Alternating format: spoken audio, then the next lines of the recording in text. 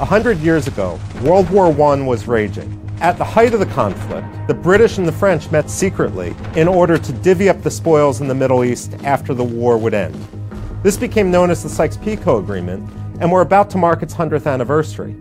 Today, when we look at the Middle East and we see so many problems, many people suggest if it weren't for that Sykes-Picot Agreement, if it weren't for the imperial drawing of new borders and boundaries, the Middle East might be a very different place. All of this begs the question, what if the Middle East borders were redrawn? There's all numbers of ways in which this could have been done. So what if the borders were drawn on ethnic lines? Everyone remembers the story of Lawrence of Arabia and his great Arab revolt. He had promised the Arabs a state.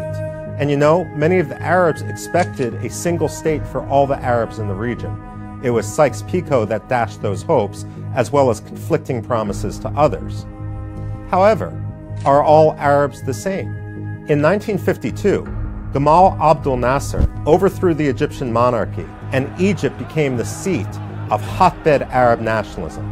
That's the idea that the Arabs should have a single state, and many of the borders and boundaries should be erased. Did it really work? Well, Egypt tried to unify with Syria, but frankly, the cultural and political differences between Egypt and Syria were just too much. Likewise, at various points in time, Jordan and Iraq tried to unify, and that didn't work. If you go across the Arab world, from Casablanca to Cairo, and from Baghdad to Beirut, many of the Arabs in the various states can't even understand each other's dialects. There's that much difference. If there's one thing in the Middle East, no one is defined by one variable. No one's simply just an Arab, or just a Jew, or just a Shiite, or just a member of this tribe, or just a member of that family. Everyone has a much more complex identity, and it can lead to a rapid division of any polity based solely on ethnicity. So what if the Middle East borders were drawn on the basis of religion? You got the three big monotheistic religions in the region. You got Judaism, you got Christianity, and you got Islam. But who speaks for each? And when it comes to Islam, we all hear about the divisions between the Sunnis and the Shiites, and those divisions don't seem to be coming to a conclusion anytime soon. If you're going to divide states on the basis of religion, well, first of all, what happens to the minorities in any of those religious states? Are they going to have any rights whatsoever, or do they have to move? In effect, would we have a new round of sectarian cleansing? Just think about the Islamic State for a moment. They killed the Shiites, enslaved the Yazidis, and sent the Christians packing. Is that really what the rest of the Middle East wants? One of the other problems with dividing the Middle East on the basis of religion goes back to the confluence of geography and history. One valley could belong to one minority, another valley could belong to another, and the third one could belong to the first minority all over again. So to draw these borders just on the basis of religion would be very difficult. What if the Middle East borders were redrawn on geographic lines? Is there any natural way to do it? First of all, most of the population of the Middle East lives along the coast or they live along rivers.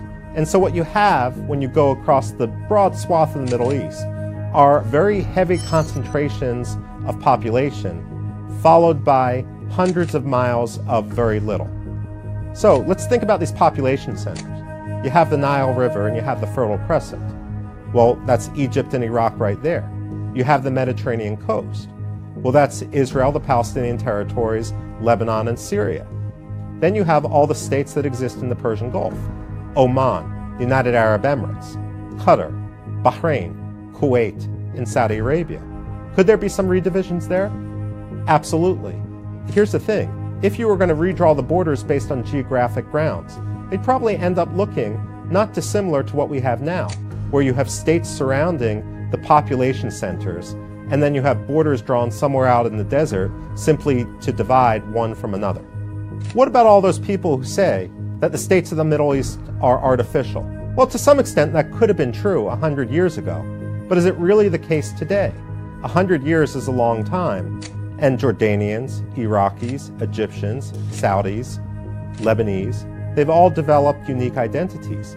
Even if you were to redraw the borders, would those identities that are based on 100 years of common history, of literature, of language, of TV shows, really go away? The answer to that is probably not. When people study the Middle East, let alone live there, it's hard to emerge optimistic. After all, this is a region with myriad problems that always seem to be on the verge of boiling over.